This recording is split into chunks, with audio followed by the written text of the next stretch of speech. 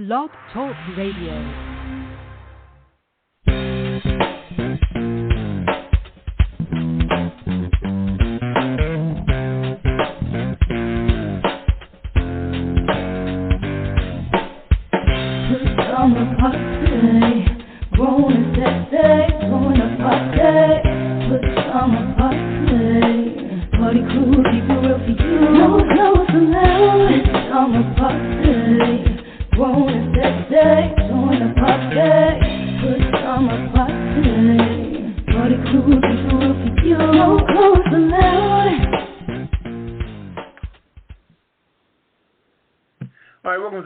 Friday night edition of Pajama Party. I'm your host, Poppa DD. I'm here with Ketel.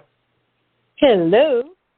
And Redwine. Bonsoir, darling. Comment allez-vous? Ima. Hey, Ketel. What's going on? Hey, what's good? What's good? What's up, Papa? Everything's cool. Okay. It's Friday night, so I'm good. Sheep in the meadows, cows in the corn. Uh-oh. Yeah. Fork hanging out with spoon. How many glasses of red wine have you had, red wine? I have had 0 red wine. Thank you. What? Merci beaucoup. Excuse me. But you didn't ask me what else was in the glass. Oh, okay. Must be tequila. I know you're not drinking nothing brown. Papa, he done put you over the brown? No, I'll never give in. I hear you. Mm-hmm. All right. So, y'all ready to get into it tonight, Papa? Yeah, we ready to roll. What's your topic of kick us off tonight? Oh, man. I just want to ask the panel, in all honesty, what do you think going forward, previous President Donald Trump's intentions are in 2024? What do you think he's going to do? What do you always with all the stuff he has going on now, with contributions of people sending him money and got people in his back pocket. Where do you think the world's going to be 2024 when it comes time for, primaries? And do you think, in the second part of this, do you think there's going to be a Republican person going for president, and who? That may be his biggest competition, because one person can only win the nominee for president. So. Well, I think there's definitely going to be somebody on the Republican ticket. Well, I know that I won't say I know, I believe he's planning to try to be that person. Okay. And in answer to your first question, what do you think he's going to do? I think he's going to make a mess like he always does, and then lie about it and blame it on everybody else. No, is he going to run in 2020? Oh, yeah, I believe he is. And who do you think will go against him in the primary? Seriously go against him, not faking it. I think possibly Mike Pence might try. Really? But I think he'll get knocked off quick. But I think he might try. Wow. That's what I think. That's Mike interesting. Yeah. Look, both of them are sneaky, so you never know. Yeah. Yeah. So he could just be up there fronting the game like he's, who knows. Yeah. I don't know. I don't know who he'll run. I know it'll be Bama 45. He'll try to run, see what's going to happen. If he makes it in there a second time, I just don't understand us people. I would have to truly go to Canada for sure. I couldn't stay here. Who do you think in the primary would be who would try to challenge him out of all the people that are Republicans now hanging around? Might be Ted Cruz, because he talks a lot of junk. So I don't know too many, but Ted Cruz just kind of rings in my ear right now. So never know. Or maybe maybe some of the Bushes might come out the woodwork. Jeb. Oh yeah, you know what? That's a really Bush is a really that was a good call. I think he needs to get a little tougher. I mean, that would be one that would definitely be against him, yeah. Yeah. Right, so, yeah, he had to grow some... backbone. He had to swell those testicles. Yeah, those testicles have to be swelled up a little bit. Yeah. Or let them finally drop. Yeah. So what you think, Papa? What's your opinion on that? I'm actually thinking that Mitt Romney would take another stab at it. Ooh. I think Trump is definitely going to be in the runnings. He's going to definitely run for president again. There's no doubt, because today he tried to do something with his power that he didn't have. Yeah. He said he wanted to do an executive order. Executive privilege. Executive privilege, and Biden said, "What? What? Are you serious?" And so in any event, but I do think that if they had to come back, I do think Mitt Romney might be the one to rear his ugly head. How many times has he tried already? It's been twice. I know he ran against Barack. I don't know if he... Yeah, I think he did run before. I think he tried twice already. Yeah. Maybe the third time's a charm. Who knows? What about Nutcase in Florida? DeSantis. I don't think DeSantis would challenge Trump. I think they got too much going on. That'd be almost like a... Yeah, that's true. They got a bromance going. Yeah, that's I don't think he's his bro friend. Oh, that's like two goldfish kissing in a fish tank. Just a thought of it. We don't need that. Okay. Alrighty. Yeah. All right. Well, we're ready for the rundown. If you're ready, Ketel, fire it up. All right. Fire in the hole, I guess, huh? Okay. Fire in the hole. Go for it. We got quite a bit tonight. Hot topics. NBA players arrested for allegedly defrauding NBA benefit plan.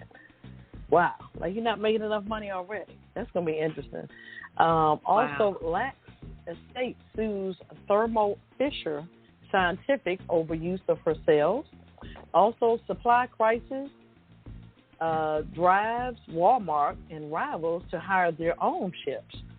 I hit it and quit it headline. Kellogg's strike habits is U.S. cereal production.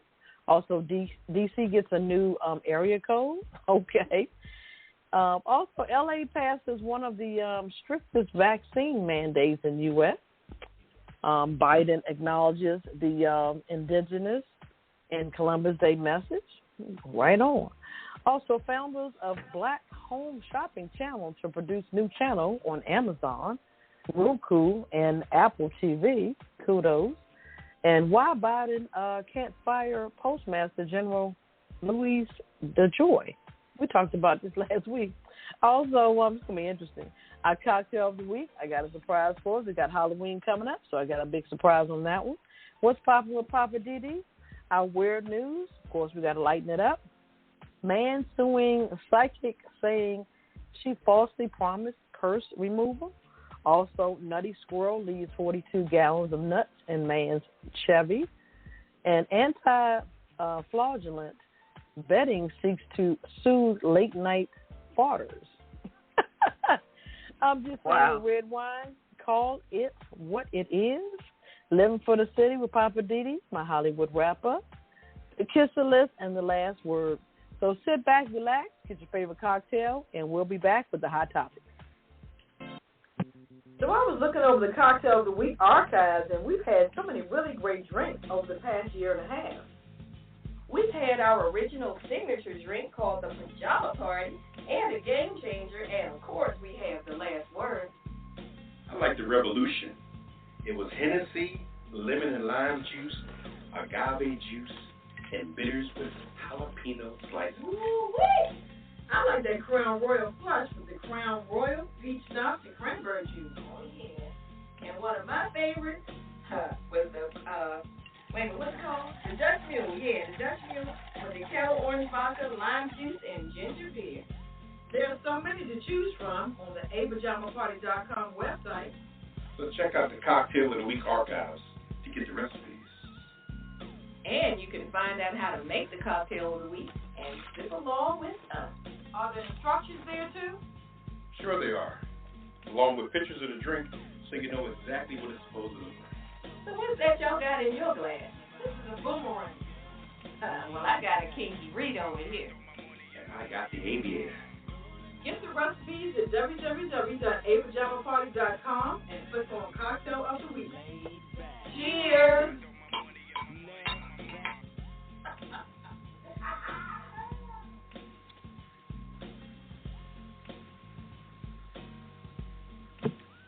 All right, welcome back to Pajama Party. I'm one of your hosts, Poppa DD. I'm here with Ketel. Hello. And Redwine. Bonsoir. Laid back. Hey, it's time for the hot topics. And we're going to kick it over to you first, Poppa DD. What's happening? Well, let's see. This is crazy because this same thing happened in the NFL also with a few players from the Redskins and all their previous players, because they have a first of all, previous players have their medical plan is wrapped into their retirement or the fact they're not playing anymore. And there again, just like the NBA, some NBA players are trying to defrauding the welfare benefits program by doing alleged stuff that's not legal. Okay, so in the shocking turn of events, you got 18 former NBA players and counting, all right, were arrested and charged with fraudulently due to alleged fraud on the NBA's health and welfare benefits plan for $4 million. Okay, according to reports, the FBI arrested Darius Miles, Tony Allen, Glenn Davis, Sabavian Terfar, Terrence Williams, Allen Anderson, not to be mistaken for Allen Iverson. Okay, Anthony Allen, Shannon Brown, Will Bryan, Byron, Christopher Douglas Roberts, Melvin Eli, Mario Moons. Looking at the names, Eddie Robinson, I know him, Greg Smith, Charles Watson, Antonio Wright, remember his name, but nobody who has a name that really falls out on a level of being famous. Yeah. Okay, maybe because famous people know not to do stupid stuff. Yeah. These guys was a ring of people that were, players that were just either, on the bench or either they were mediocre or whatever, what have you, or they did play in the NBA. Anyway, but now further investigation revealed that it was a former in New Jersey Nets player, Terrence Williams, who orchestrated the whole scheme. Come on, brother. Okay, even scheming some of the players that he reached out to. So they scheming inside the scheme. Oh, man. I mean, it's just like anything else. Look at all of your doctors that are milking the Medicaid. Mm-hmm. I mean, especially a lot of your Middle Eastern doctors. I don't mean to, put them on blast, but maybe I do because they're famous for that shit. You bring you in office for 2 minutes and put a stethoscope on your chest, and next they're getting $2,000 in the mail for Medicaid anyway. Anyway, Williams alleged orchestrated a year-long scheme by recruiting other veteran NBA players to participate, to assist in offering them fake invoices to support their claims, okay? And they run up different Trump charges. He allegedly received at least $330,000 in kickback payments from 10 other players. Wow. They would get theirs, and then they would send him a portion of the money for making them money. All right, the 34-year-old Williams also allegedly helped 3 co-defendants, which is David Charles Watson and Antonio Wright, obtain fake letters to medical necessities to justify them getting lifetime benefits from other sources, stuff where they would get them 100% benefits based on problems. So these jokers was just joke. Whew, oh they my were goodness. wheeling and dealing. Yeah, Williams also alleged impersonating an individual who processed claims at one point, and thereafter alleged it got schemes. good to him. Yeah, Williams was really doing this thing. Among the false reimbursement claims described in the indictment is a $19 claim that Williams filed for chiropractic services he allegedly never had, and then he received $7,672 in reimbursements. Okay, Williams also alleged obtaining a template for a fake invoice designed to appear as he had been issuing it by office, so he could take it home and do his own invoices. This guy, anyway. So he was But just yeah, engineering it just stuff, goes on and on. cranking out stuff. I guess when people see a scheme that it works a couple times, it could be that the FBI has a hold on it, and they're just giving you enough rope to hang yourself. So that's unfortunate. But it's an ongoing investigation, and I'm sure as they start to unveil more people and figure out more stuff, because the doctors and everybody else, they're singing like canaries because they ain't trying to lose their license. So they're saying, well, the invoice look real to me. So we'll see. And what's really messed up about that is I saw that story on one of the news channels, and they had all the pictures of all of the guys, the players involved. All of them are black. Really? I'm like, wow, really, y'all? Well, the NBA is most black anyway. Yeah, I know, but still, I was hoping at least there would be somebody in the mix that was not black. Sorry. Yeah. That's a shame. I did see one report where one guy said he was getting a claim he had gotten a root canal, but he was playing overseas somewhere. How in the hell are you getting a root canal, but you playing ball overseas? Come on now. At the same date, same time. Yeah. And then they also said that, I don't know if it was in the article or not, but all of these claims were done on the same day. I mean, come on now. See, that's when crazy. They got sloppy. What is that? Come over my crib and let's get it all done in one day? Right. Or people just copying the template and not realizing that nobody changed the date. Ooh. You got to change the date and stuff. You can't just say, yeah, I got this and that and this and that done and this and that. And then they were like, oh, yeah, how'd your game go? Oh, yeah, I was over in Europe playing ball. Really? Is that in the middle of the root canal that you got paid for, brother? Come on. Probably so. That's just being sloppy, being stupid, greedy, and sloppy. Mm-hmm. Yeah. Can you please make sure that they all end up on the Kiss It list? That was just ridiculous. That's right. There you go. And these are from different teams, right? Yeah, I think so. I didn't hear anybody really call out what teams they were from. They just gave their names and put their pictures up. So, and these people are still playing ball, so nobody's retired. No, these are all former. Didn't they say they were all former players? Yeah, former players, yeah. Oh, okay, I see. So, I guess they let the rope go long enough. Yeah, I guess they're not making the money that they once were, so they came up with some of these schemes. Right. Okay. All right. What else we got going on? Okay, I got the next one. Well, if you guys got any questions or comments what we're talking about, hit us up tonight, 914-803-4306. All right. I'd love to hear from you. Press 1. I think we touched on this once before. This is the Lax family from just College Park, Maryland. I guess I'm not sure if this person's from there or the particular case is in there. Henrietta Lacks. Matter of fact, you did a movie on her, and Oprah played her. Estate sues Thermo Pfizer Scientific overuse of her cells. The estate of Ms. Lacks sued a biotechnology company on Monday, accusing of it selling cells that doctors at Johns Hopkins, of all places, took from the black woman in 1951 without her knowledge or consent as part of a racially unjust medical system. So the estate federal lawsuit says that Thermo Pfizer, based in Whitham, knowingly mass-produced and sold tissue that was taken from Lax's by doctors at the hospital. So what they're saying is she died of cervical cancer. She became the first human cell to be successfully cloned and have been reproduced infinitely ever since. So they're making money off of her cells, and her estate or her family hasn't gotten any money from it.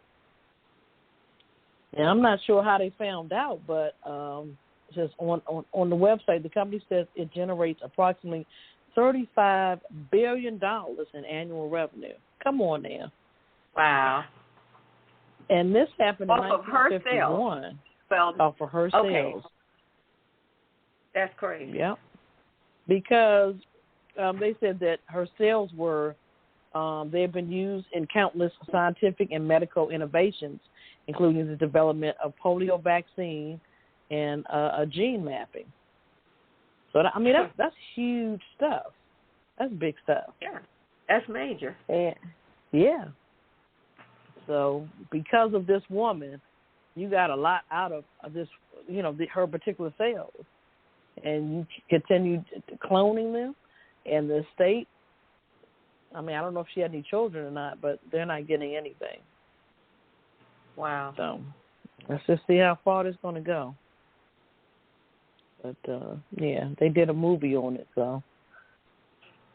Her name is... I don't understand how do these medical facilities just decide to use somebody's cells that they're cloning and doing all this research and making all this money from the products that they create based on this black woman's cells that they've cloned, and her family is not reaping any of the profit? It don't blows understand. your mind. I know. Yeah. But my thing is, I wonder who broke the case.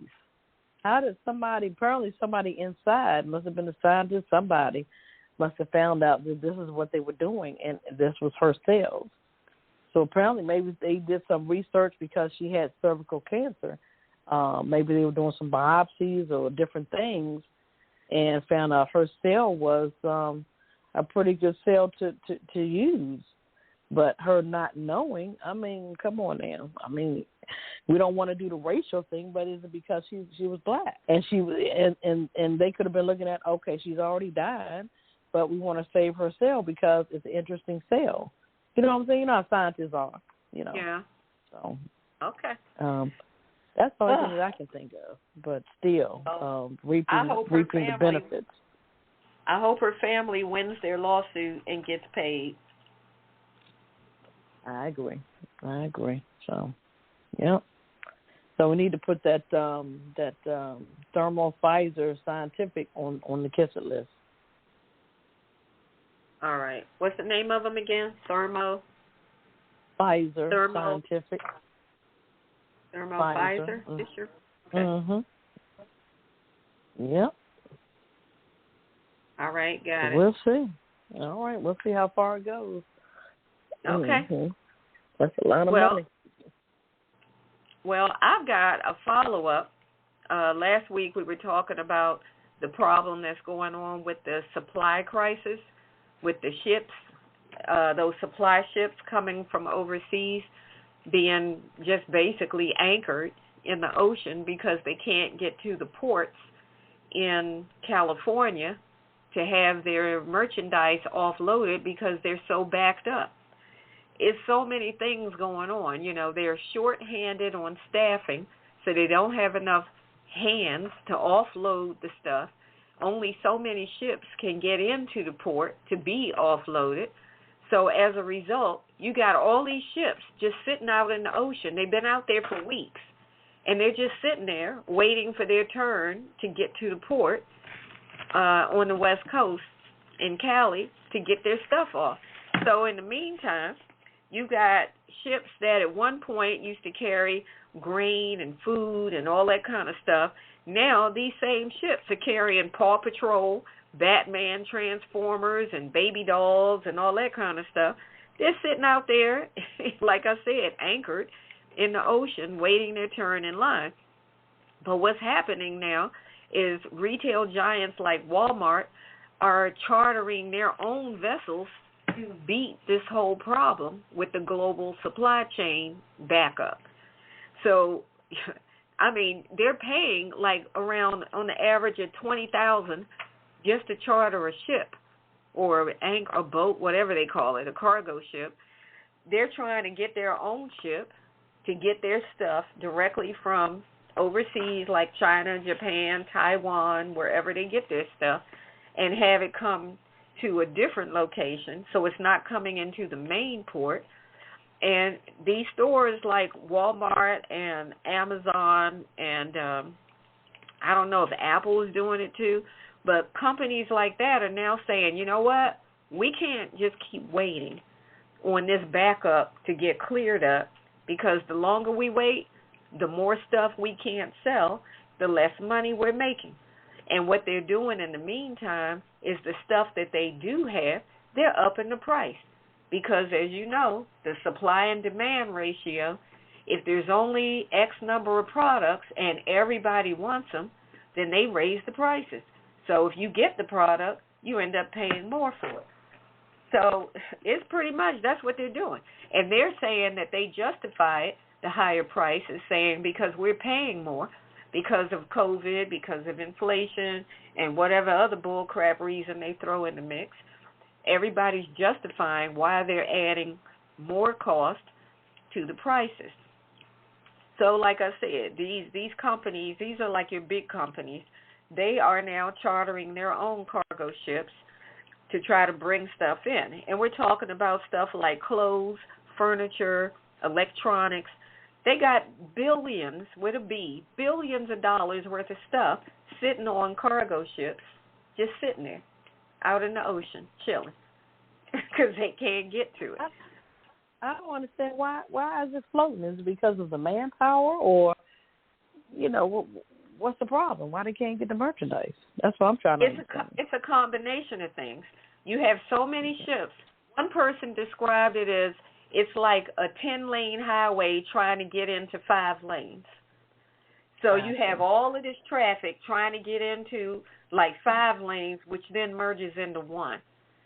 So imagine if you're driving and you try to do that from 10 lanes to 5 to 1, you know what the nightmare is. So imagine if in the process of doing that, you have a toll booth up there with one person working, a single toll booth. And they're up there making change and doing all whatever. And all these people are trying to get through this single lane. It just gets ridiculous. And people are feeling, if you're in that line, you're like, can they just open some more booths? Well, yeah, you could if you had more booth workers. More people. But you don't. Yeah. So you got to work with that one person who's worn out, tired, irritated, pissed off, and they're doing the best they can. But that's the problem. So, you know, you got like Target, Home Depot, Costco, Dollar Tree, Walmart. All of these companies now are starting to get their own cargo ship. And like I said, they're paying in the area of around $20,000 just for that one trip. So I don't know how much stuff they have on those ships at one time, but they're trying to, I guess, get as much as they can for that $20,000. But, you know, the consumers are going to pay for it. I'm quite sure it's a drop in the bucket for them. $20,000 ain't nothing. Walmart, they're making billions of dollars on that. Yeah. And prices are going up, too. I mean, you know, but everywhere is going up, so it doesn't matter. And it's going to get worse around the holidays because, you know, they were saying, they were talking about shop early. Like we were talking earlier about Thanksgiving and shop early and send packages early through the mail. So it's going to be a whole lot of mess. So. Well, you know, I think they're really just trying to justify upping the price on stuff. I heard somebody today talking about Thanksgiving and saying you should start buying your cranberry sauce and your stuffing mix and all of that. I'm like, really? In September? Come on, y'all. This is getting We're in ridiculous. October. Redwine, we're in October. No, but I'm like, okay, it's just, it's crazy. Oh, it is October. Yeah, I'm sorry. I said September. Okay. Are you raising your hand, Poppa DD? Poppa DD's raising his hand. What you want to add to that? What's up? I want to chime in on something, first of all. Get on in there. Okay. I let the other story go by with the black people's cells being used. Oh, yeah. I let that go by because I could pick that up on what's popping. But I will say this here about this stuff with the Walmart and all these other people like that. Now, first and foremost, if you remember a little while ago, this is my opinion, okay? I'm just putting my 2 cents in. Now, Walmart never wanted unions and stuff from the beginning, okay? Mm-hmm. So, and you also got to remember that back in the day, down the docks, they had something called longshoremen. That's okay? right. Longshoremen was workers on the docks that used to keep stuff rolling, keep stuff organized. Okay? Now, when you take out unions, generations come along, people retire, things are done different. The shoreline is a mess now. It's a bunch of foreigners down there, a little bit of mafia, a little bit of this, a little bit of that. And like you said, Ketel, these people got money, these different places. Target is a family business that's been going on since the beginning of time. Walmart got all kind of money, but they wanted to still ride with that cheap transportation down at the docks. But between COVID, no unions, all kind of corruptions down at the docks, it's become a traffic jam. Now, they're saying, oh, we need to get our own ships. Well, you should have been got your own damn ships. Okay? Because you got enough money to get your own ship. Hell, you got enough money to get your own water. They could bring the ship in the damn water and build their own docks.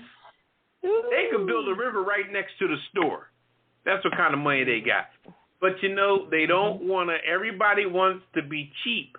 And because whenever you cheap and shit go awry, who gets the bill? We do. The consumer. Yep. Every time. Oh, it's because of the buy. I mean, we're still paying money on airplane tickets for a 9/11 tax. 20 years ago. Hell, y'all ain't made that money back yet?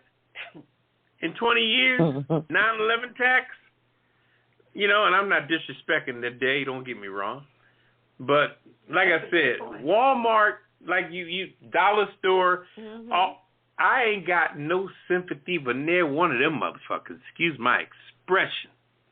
None of them. Walmart gets a ton of my money, okay? A ton of it.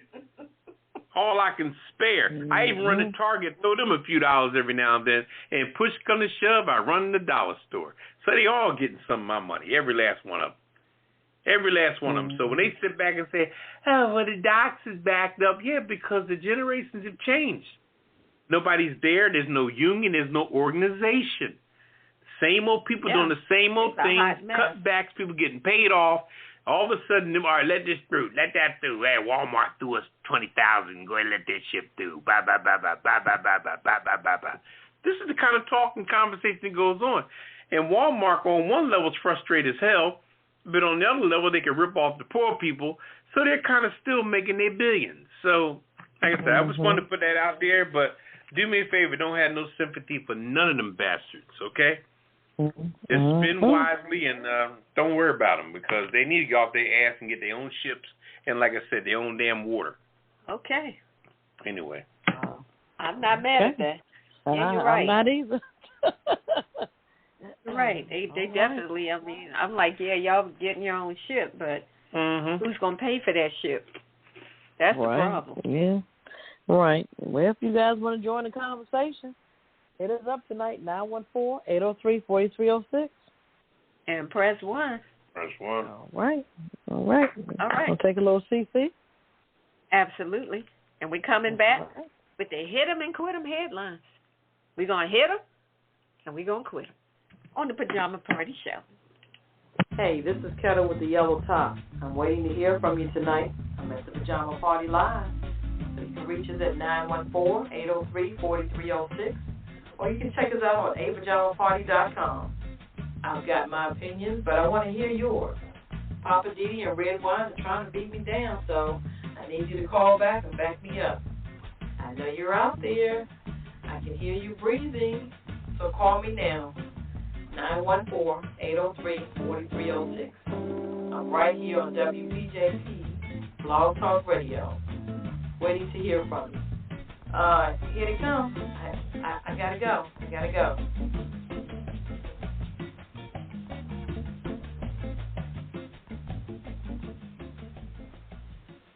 All right, welcome back to Pajama Party. One of your hosts, Poppa DD. I'm here with Ketel. Hello. And Redwine. Bonsoir, darling. All right. it's time for the Hit 'em and Quit 'em headlines. Woo woo! All right, I got the first story, which has another level of familiarity as the other stories. Now, this is Kellogg's, okay? Add that to the billion-dollar business list, okay? What did they done? Kellogg's strike halts its U.S. cereal production, okay? They ain't paying monkeys. How much damn Kellogg's have I eaten? Whether it been Rice Krispies, Raisin Bran. Anyway, I can go on and on. Okay, work at all Kellogg's Company U.S. cereal plants came to a halt Tuesday as 1,400 workers went on strike. Okay? But it wasn't immediately clear how much the supply of Frosted Flakes or any other or either a company's other famous brands will be disrupted. Okay? Frosted Flakes, all right? They're great. Okay? billion-dollar company. Just that one cereal alone. All right? Tony the Tiger. Breakfast cereal sales has spiked during the pandemic. Why? Because people are sitting home eating cereal. Mm-hmm. And lazy motherfuckers ain't cooking shit. They put, I call cereal colon blow. Oh my God. Colon blow. Okay? You know, blow is known as the white girl goes in your nose. You eat enough cereal, you will shit. Okay? It's called colon blow. You got to get some shit through your intestines. Okay. Eat you a couple bowls of cereal. You'll shit. Anyway, getting back to where was I? Redwine told me that, as a matter of fact. That's fine. My gosh. I'm do not put that on me. Okay, the strike includes Kellogg's plant at Battle Creek, Michigan, Lancaster, Pennsylvania, Memphis, Tennessee, and Omaha, Nebraska. Okay? The union at the Battle Creek-based company has been at an impasse at the bargaining table for more than a year, said Daniel Osborne. He's the president of the local union in Omaha.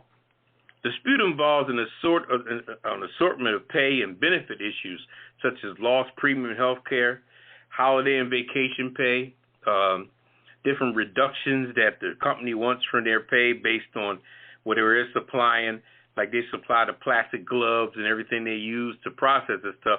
The company wants a little kickback on that. And the retirement benefits for those who are about to retire. Okay? Wow. So the company continues to threaten to send additional jobs to Mexico if the workers don't get off their ass. Here we go. All right. So the company said they were not going to accept any outrageous proposal that's taken away from us because you're threatening to send the jobs to Mexico. Okay? So Anthony Sheldon, who's the president of the bakery and the confectionery tobacco workers and grain workers union, he stepped in and said that, look, we all got to work together. So let's all calm down because here's another division of Kellogg's, which has to do with baking and confectionery and tobacco. I don't know. What is rolling papers? Maybe Kellogg's makes top paper. Who makes top paper? Who makes Easy Water? I don't know. Ketel. Who makes Easy Water and top paper? I know you're down with that. I have no idea. You started shit, Papa. No, he didn't. Anyway, the reported threat. Okay, the company's reported threat to move to Mexico doesn't sit well with Osborne, who's a avid union man. He says there's too many threats that has to do with Nike and Under Armour and everybody else that threatened to go to Mexico. And after a while, Mexico's going to have much more business than we have. So at this point now, they're losing over $120,000 a day at different plants. Being this cereal's not being produced, but right now they're living on the back stock of stuff they already have in the back stock. So Kellogg's is tripping, and Walmart can't get their products off the dock. You know, everybody's tripping right now. That's a lot of problems. Oil can't get in because they can't. The trucks that deliver oil to the gas stations, they can't get drivers for that. So. And the Senate don't want to pass the bill for the, what do you call that? Oh, the debt ceiling? Infrastructure. Yeah. So we're going to hell in a handbasket. Pretty much. As they say, stick your head between your legs and kiss your ass goodbye. Okay. All right. The answer to your question, Poppa DD, rolling paper comes from France. From where? It's France? imported. Yes, from France. All right. Okay. Okay. But Top and Easy Water? The French. Oh, Easy Water is owned by the Reynolds Company. Reynolds American. The rolling top paper. Republic Tobacco Company owns Top Rolling Papers. Oh, that's Top. Yeah, they've been. Yeah, I'm more of a Top person myself. Yeah. Well, Easy Water is owned by Reynolds American. Yeah, Top was too big. I mean, Easy Water was too thin and too wide for me. You know. At least that's what my friends told me. I never really mess with the stuff. Okay, moving on. Hit them and quit them. All right, moving on. Like you said, DC is getting a new area code. Interesting. The number you The phone numbers with the district's new 771. Wow, I might have to play that number. That's a good 3 digits. Area code will be issued starting next month, and using the area code while dialing will be mandatory starting this weekend. Oh, crap. Okay. DC's area code has been 202 for as long as there have been area codes. That's true. Back in the 1940s, it's one of the oldest area codes in the country and a source of pride for many residents. The 202 area code will soon have some competition. Here's everything you need to know about 771. 10-digit dialing begins for all calls in the district starting on Saturday, October the 9th. Wow. It's going to be some mad people tomorrow. Yeah, I think so. Most of us have been dialing 10 digits for a long time, but you might need to check things like auto dial and apps and programs years ago. Alarm systems also could be affected. The new 771 area code will be issued to all new phones starting November the 9th. Wow. Let me see. When do 202 numbers run out? We fully expect the 202 to run out sometime between November of this year and the third quarter of 2022. Interesting. So that means new phone numbers issued in D.C. will have the 771 area code. However, because phone companies buy phone numbers in huge bulks and blocks, you probably still be able to get the 202 area code. Wow, didn't know. Goes on to say there are more than 10 times the number of 202 numbers than there are people who live in D.C. About 690,000 people live in D.C., but there are nearly 8 million 202 phone numbers. Wow. Wow. That's a lot of numbers. It is. And while the number 202 has gone up by the thousands every decade, the number of payphones in D.C. has plummeted. In the early 80s, there were more than 11,000 payphones on the streets. Today, only 6 remain. Wow. Wow. They have been temporarily disconnected. I was going to say, I can't believe they were. Okay. Yeah, that's interesting. But that'd be interesting for them to come back. I mean, but everybody has a cell phone, so there would be really no use for them. So, yeah, interesting. Well, I think if somebody needs to make an emergency call or something, I think the payphone does have some type of, use. Everybody's not that fortunate. But remember they used to have the phones. I guess they were for the cops. Little phone things that they had. They were using them. They were decorating them around town. It wasn't a phone booth, but it was like a phone. I had to look it up. I'm not sure what it's called. I know what you're talking about. I'm only 29. I'm not really sure. Anyway. I know you're in Redwine. Anyway. Okay. All right. So new area code for DC 771. Yeah. 71. It's going to take me probably 5 years to get used to that. Well, they're late to the game because a lot of other places have gotten new area codes years ago. You know. Right. Pennsylvania, Maryland.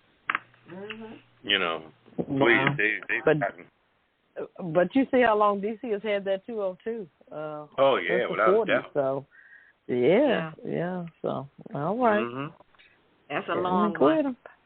All right, I got another one for you. This one's out of L.A. Los Angeles is soon going to be requiring that people show proof of full vaccination or a recent negative COVID-19 test to enter many indoor establishments.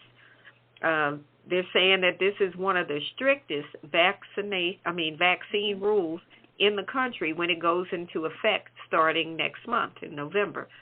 The L.A. City Council on Wednesday of this week approved the ordinance, which will apply to indoor restaurants, bars, gyms, shopping malls, entertainment venues like the Staples Center and movie theaters, places like that, and your personal care places like your nail salons, hair salons, spas, those kind of places. And this goes into effect starting November the 4th. So if you're in the L.A. area and you have not been fully vaccinated, you're going to have proof of a recent negative COVID-19 test to go into any of those places starting November 4th. They're saying that retail places like grocery stores and pharmacies are not going to be included in that mandate. Okay. The ordinance passed with 11 votes, one short of the 12 needed to go into effect immediately. So that's why they had to push it off until November 4th. But it is allowing for medical and religious exemptions. So as far as that vaccination proof, if you say I have not been vaccinated, but I have proof of a negative test, that test has to have been conducted within the last 72 hours. So if you got tested last week or 4 or 5 days ago, not good enough. 72 hours is the window for the test. So LA's cracking down. Oh, so, of course, people are saying, well, we're concerned about the burden on small business and all. I'm like, y'all need to be focused on saving lives. The businesses will be okay. What you don't need in a small business is to somebody come in there and infect everybody and have to shut the business down. So, all right, that's all I have on that. All right, back over to you, Poppa DD. What else is happening? Biden looks like he acknowledged the painful wrongs to the indigenous people, and on the Columbus Day message, he highlighted that the suffering of indigenous people over the last few hundred years, where they were just saying rah rah Columbus Day, Italian, yada yada yada, and said, but look, he didn't do it by himself. He said, cut the crap. Yeah, cut the crap. The indigenous people was here. By the time Columbus got here, how you going to sit down and have dinner with people that are already here?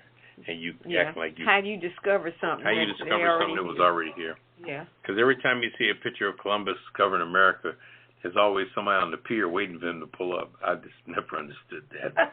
Yeah, but you discovered I just thought that when you're discovering something, you're the first person to step on that land, like in the North Pole or somewhere, you're the first one to put feet in the snow, so to speak. But so this has been going on for years, the different other nationalities, Hispanic and everybody else other than Italians were raising hell, saying, look, it was our people that we owned the boats, even though the Queen authorized and gave money to, Christopher Columbus, and they took the boats out, what was it called, the Nina, the Pinta, and the Santa Maria. Santa Maria. Right, but these boats were, even with the names of the boats had a more Hispanic, Latino name on them. So, history could be twisted to the max, and as African Americans very well know, it's either not reported or reported wrong or reported based on somebody's convenience that is being told to. So Biden stood up and said that, look, I'm going to throw it out there for the Italians. We're going to still celebrate on the 12th of October or any Monday thereof to let the government get a piece of it. But in all actuality, we're not giving it all to Christopher Columbus. We're going to try to give it to the indigenous people as well as the Hispanic and anybody else that wants to grab onto that, because it took a whole community of people to go down the river, even though y'all didn't discover shit because it was already there. But it's already written in the history books, and they're not going to take it they back. ain't going to take it back. So All right. there you go. Well, shout out to the president. The president. That was a I good know thing. that's right. Hey. He said, look, we're going to call this Indigenous People Day. So y'all Right. can get mad if you want. Well, that's good because it's on my phone. I'm like, okay, what day is this? All right, now. Kudos. All right. Boy. I know All right. that's right. All right, hit him and quit him. That's right. Kudos to Chris and Roberta Holmes. They're the founders of the Black Home Shopping Channel, streaming on Exposure Network TV. Has been announced that they are producing a new channel on the network. The streaming home marketplace expands the power of 24/7 stream shopping at affordable rates. The kickoff for the channel is an international vendor event that provides a platform for entrepreneurs to create and infomercials to showcase their products or services worldwide. Content is accessible on Roku, Amazon Fire Stick, Android TV, Apple TV, along with Android mobile devices as well, reaching 160 million homes in 128 countries. Wow. Kudos. Good for them. It goes on to say, during the pandemic, Exposure Network TV managed to gain over 800,000 app downloads. Wow. The group of Exposure Network TV caught the attention of media executives, and over the summer, Exposure TV Network President Sam Lawrence was awarded a $2.5 million content merger with HBO. You better work now. Go on now. Okay. I need to get this app.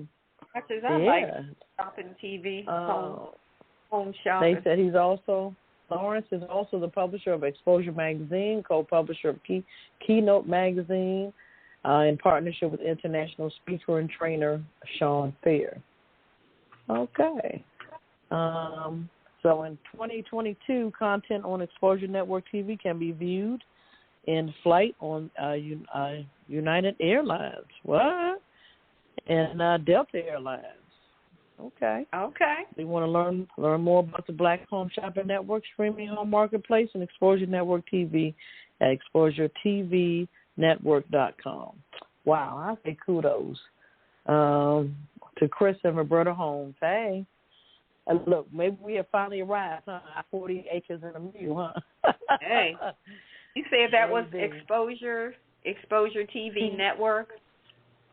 .com, yes, correct. Mm-hmm.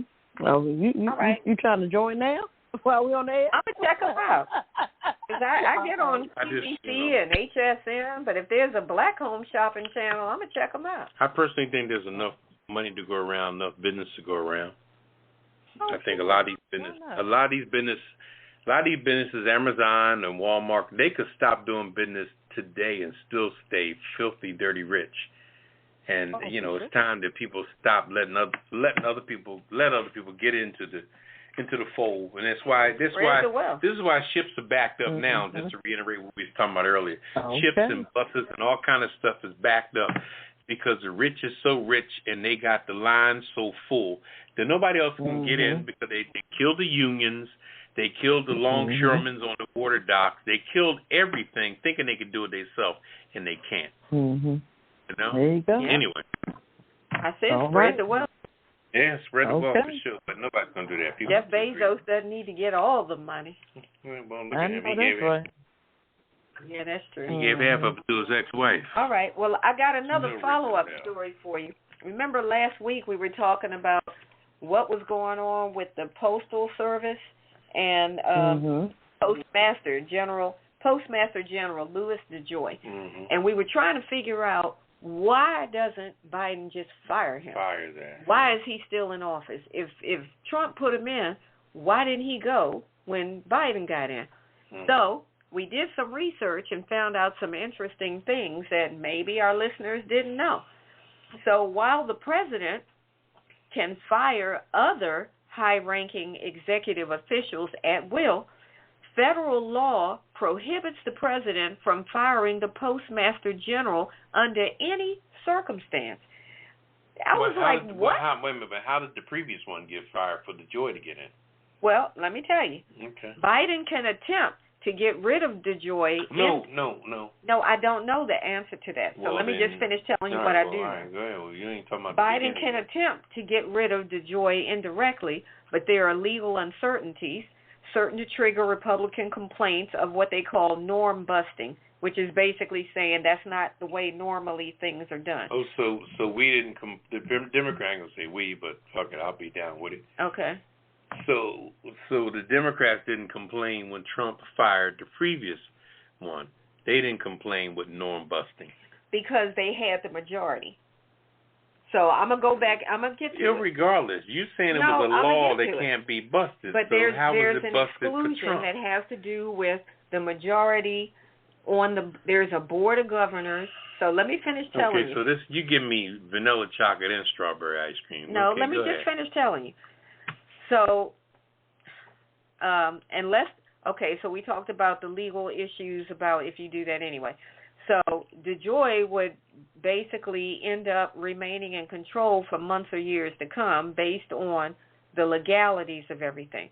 So the problem, ironically, originates from Congress's desire to insulate the Postal Service from politics, which is crazy.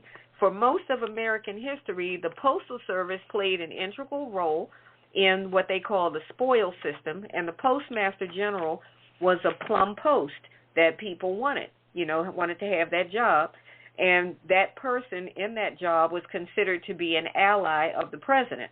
But in 1970, Congress overhauled the whole structure of the Postal Service to get rid of that tradition and basically to make the Postal Service independent. So to oversee the Postal Service activities, Congress established a 9-member board of governors that's nominated by the president and confirmed by the Senate. So no more than 5 members of the board can belong to the same political party.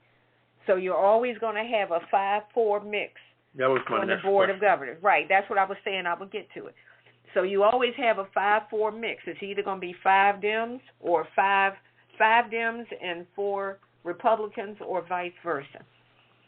Or you could have some independents in there, but you can't have more than 5 members of any same political party. So once Congress confirms these people to the board, the governors can only be removed by the president, but they can only be removed by the president if they have cause. And cause is meaning that if this person who's one of the board members on the one of the governors, the governors on this board, they have to have done like something heinous or crazy for the president to be able to justify saying this person has to go. So you can't just kick them out because you just got elected and I want to put somebody else in. They have to have done something that you can justify getting rid of them. So, and then, like you said, it has to go through Senate approval. So, but as far as the Postmaster General, he or she can only be removed by the board. And then if the board decides to remove Postmaster General, they have to be able to justify that decision. So they got this whole thing kind of locked up like in a circular kind of situation. So but it still doesn't go back. Okay. It still does not go. I'll talk about on what's possible. Okay. So the Board of Governors currently is dominated by Trump appointees because the Senate Republicans refused to confirm President Barack Obama's nominees to the board. And what happened is when they refused to do that, he nominated people because there were vacancies. He nominated people. They refused to, they being the Senate, refused to confirm those people. So the vacancies stayed vacant. So then when Trump got in office and he nominated people, the predominantly controlled Republican Senate, of course, approved everybody that Trump nominated. That he wanted. So that's how you ended up with a Republican-dominated Board of Governors at the Postal Service. And then they put in DeJoy. They got rid of. It wasn't the president necessarily who got rid of the previous one. The Board of Governors got rid of the previous Postmaster General, and but they what put did in, he do so heinous? I don't know. See, these are the questions. I that don't aren't know being what answered. he did, but they got rid of him. But it says you're supposed to have something that he did that they can point to and say, because of this, I just remember we Trump want to saying get rid he was fired. We won't even. Yeah. So anyway, that. that's how this whole thing worked. So because Barack couldn't get his people in, because the Senate was controlled by the Republicans left it open, and then when Trump got in, he brought in who he wanted. So the whole thing got taken over or predominantly controlled by the Republicans, right. And that's what happened. So that's the reason in a nutshell. That's a long way of saying that's why DeJoy still has his job, because Biden can't just outright fire him unless he can come up with some justification based on something of a major situation that DeJoy has done. Okay. So that's the whole deal on that. All right. Look, now we need a drink now. Yep. Go ahead and quit it. Time for the cocktail of the week. Woo, what you got for us, Cal? Yeah, I got a doozy one. We getting ready for Halloween because we're going to need this one, because after that bullshit that you just read, I'm like, okay. That's just a bunch of crock. This is called the Halloween Bloody Orange Cocktail, and I need 2 of these right now. It's 1 ounce of triple sec or Contour, whichever you prefer. I prefer Contour. 1.5 ounces of orange vodka, ice, 1 can of Fanta orange, and lemon zest. So we're going to pour the triple sec and vodka into a cocktail shaker, half filled with ice cubes. Shake very well. We're going to strain it into 2 blood slime rim glasses, because it's Halloween, remember, and pour in the Fanta and garnish with a lemon zest if you so desire. Yep. So that is called the Halloween Bloody Orange Cocktail. The picture that I see has 2 little eyeballs on top, but I mean, you know, if you want to get that gory, that's your choice. But check it out. All right. Well, thank you for that, Ketel. And on You're that welcome. note, we're going to go refresh our beverages and take a quick break. And we're coming back with Poppa DD. And what's poppin'? Yeah, I'm going to pop the hell out of something. Oh, boy. Yeah. He's chomping at the bit. Yeah, I'm pissed off. We'll be back with Poppa DD and what's poppin' on the other side of the break on the Pajama Party Show.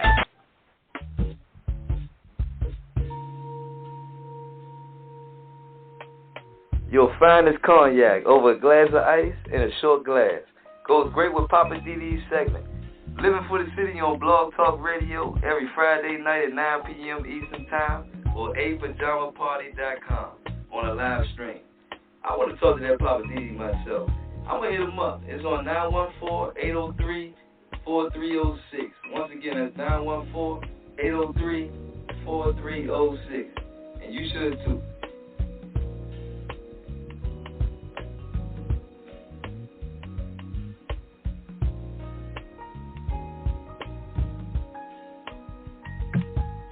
Hey, welcome back to Pajama Party. One of your hosts, Poppa DD. I'm here with Ketel. Hello. And Redwine. I was on the spot, darling. Okay. Ooh, Poppa DD. All right, being I got a minute to talk here. What's poppin'? As you notice, when Redwine was talking earlier, I kept asking the ultimate question of why. You know, and that seems to be what's missing today, is that we don't get an answer to the question of why. It's only because as decent people would live or have been raised, you know, they're not what's called hell raisers, okay? Now, Trump came in with this hell-raising disposition and sprouted it and fertilized it and watered it every day and watched it grow. You know, he watched all his, I guess you would say his, I wouldn't even say Republicans, half these jokers was just straight rednecks and everything else. Everything that came out of the woodwork that wasn't even decent, that was raised like maniacs and fools, joined his team. That's why the first 2 years, everybody was being indicted, kicked out, put out, you know, it was just a mess. I never seen a person with an administration from the very beginning that it was more lawsuits and more crap going on with every last one of them. But let's get back to this post office thing. Trump just came out and said that this person was fired.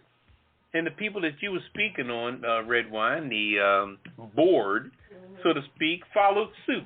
Because Trump just put a fear in everybody's heart. But just like Bernie Mac says, I ain't scared of that motherfucker. Okay? And I'm not saying that to make a joke, but we cannot fear people that have no intellect or intelligence, because that's just arrogance and belligerence. It's got nothing to do.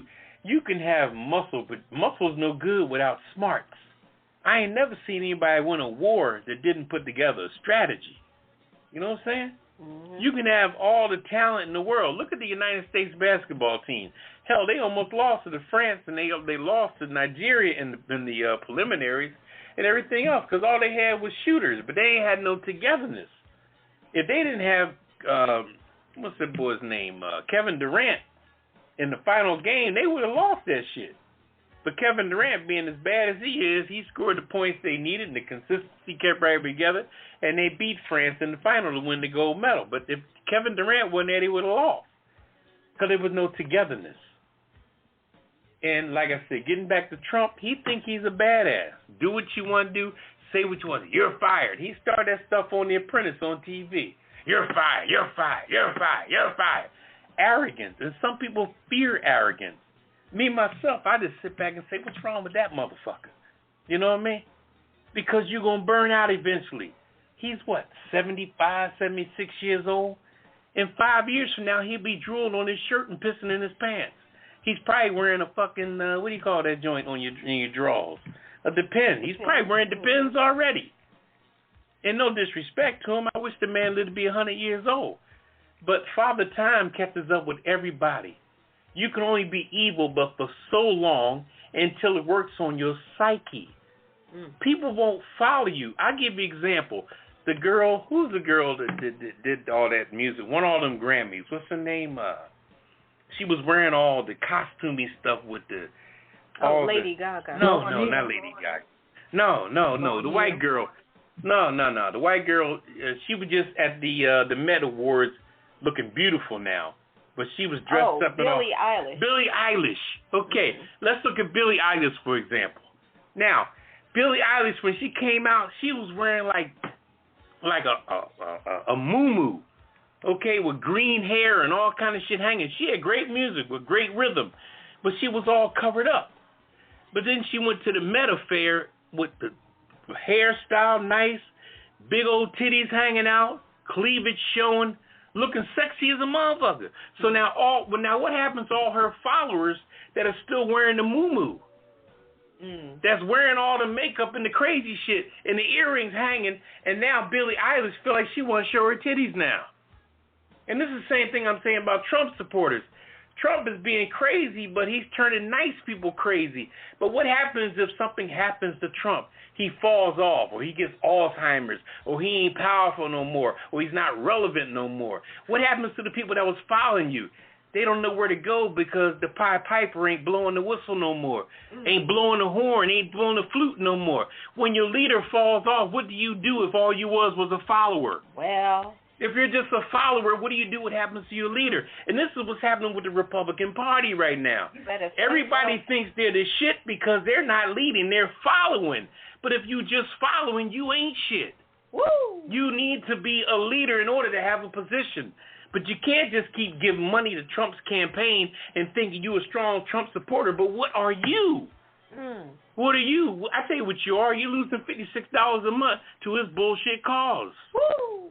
Okay, and in 2024, he's going to try to run again, but he's not going to win because he's going to be 3 years older, 3 years stupider, 3 years less relevant. Like I said, Billie Eilish? That's her. She's showing titties now. Okay? She's like, yo, fuck this. I'm a woman. I'm showing my stuff. I can't be looking like no water moccasin no more. Them days is gone. And what if a follower messed around and scarred up all her titties in the name of Billie Eilish? But Billie Eilish saying, "No, I'll show you titties." I can't. I fucked them up 2 years ago when you wasn't showing them. You know, that's all I'm getting at and saying is that, look, you can follow people as much as you want, but don't lose yourself. So anyway, I'm done with that. Ooh, wait. Okay. All Edie right, dropping bombs. Dropping bombs, mics, everything. Dropping everything. Everything ain't nailed down. Watch out. Well, I was about to get up and say, you better preach, preacher. Ooh, wait.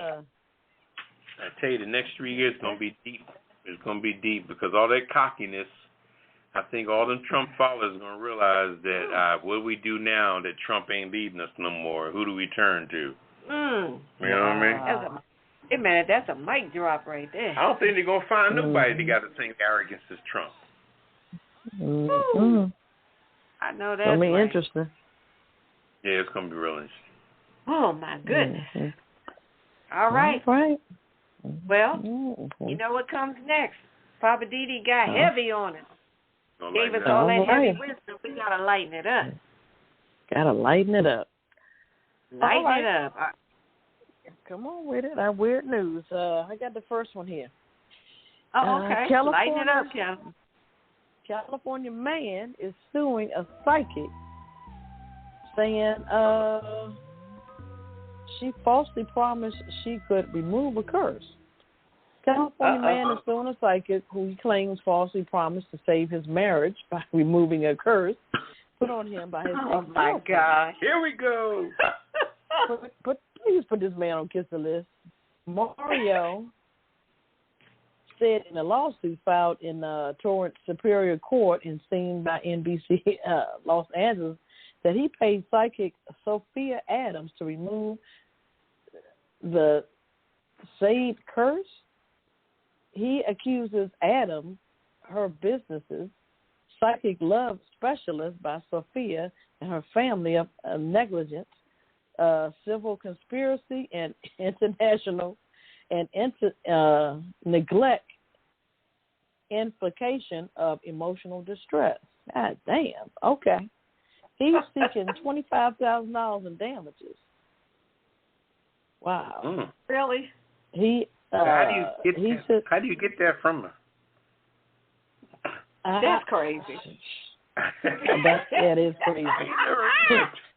That's crazy. So the guy Mario said Adams requested $5,100 to remove the curse, and he paid a $1,000 down payment to lawsuit. So he didn't pay everything.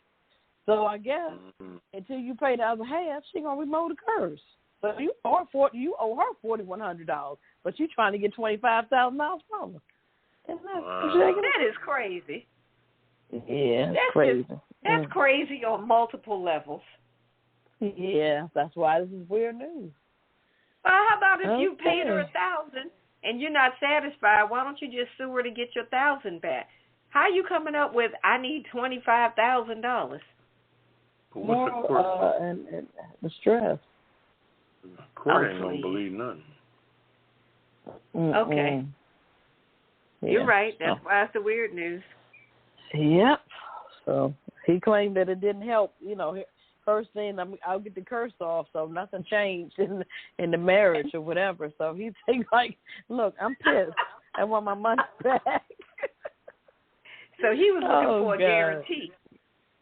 Okay. Yeah. Mm-hmm. All right. We're going to put him on the yellow bus. Yeah. You on the yellow bus, Mario. Yeah. Okay. There you go.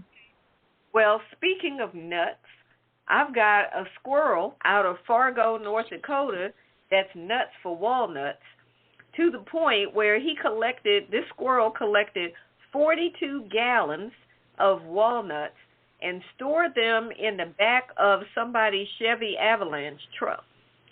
This guy, Bill Fisher, said he came home from a 4-day work trip earlier this month and discovered that his truck that had been parked outside was filled with black walnuts.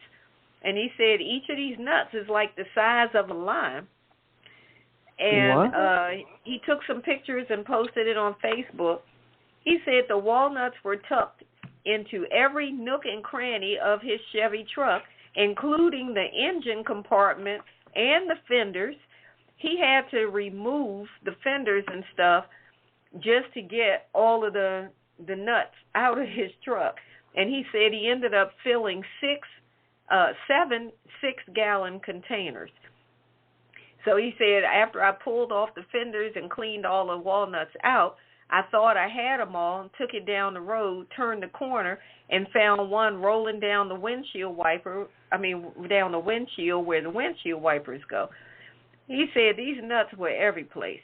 He said that the red squirrels have been using his truck to store nuts from his neighbor's tree every other year, which is when the tree goes into its maturity cycle.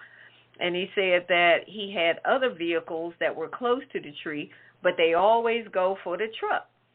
So he purposely had parked it on the street as far from the walnut tree as he could, and they still find his avalanche truck and put all their nuts in his truck.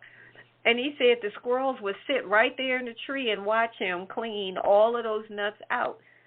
He said he felt like the squirrels were sitting there like, we see you, buddy. Those are my nuts. And he said that he wasn't prepared for how many he was going to find in that truck. But he said this time it was a record. The most he'd ever gotten out was 4 or 5 6-gallon buckets. But this time he got 7 buckets. So that squirrel must have been busy. Maybe he needs to move his truck somewhere else. I guess. But he said even when he parked it on the street, the squirrel still put all the nuts in his truck. Okay. He should have something for him, something repel them from his vehicle. So. I guess. Yeah. Well, what are you going to do? Yeah, what are you going to do? All right. What you got, Poppa DD? Oh, this is crazy here.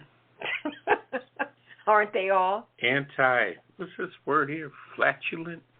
Anti-flatulent? Okay. Anti-flatulent bedding seeks to soothe late-night farters. Okay. Oh, righty. All right, I need a voiceover voice for this, really. That's how interesting the story is.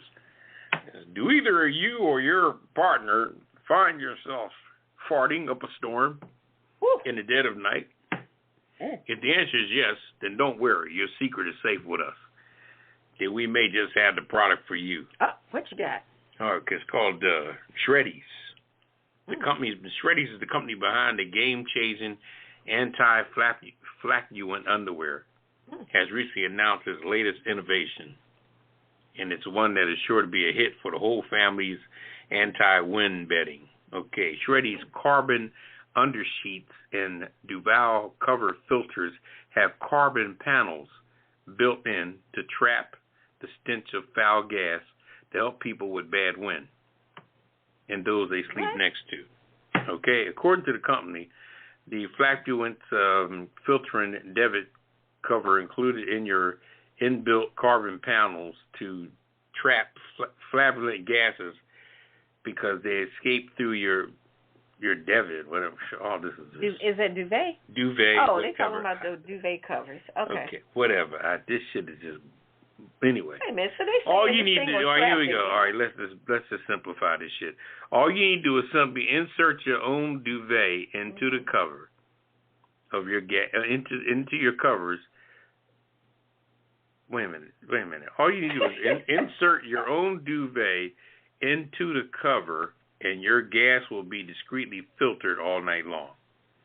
Both products use the same technology found in our award-winning underwear.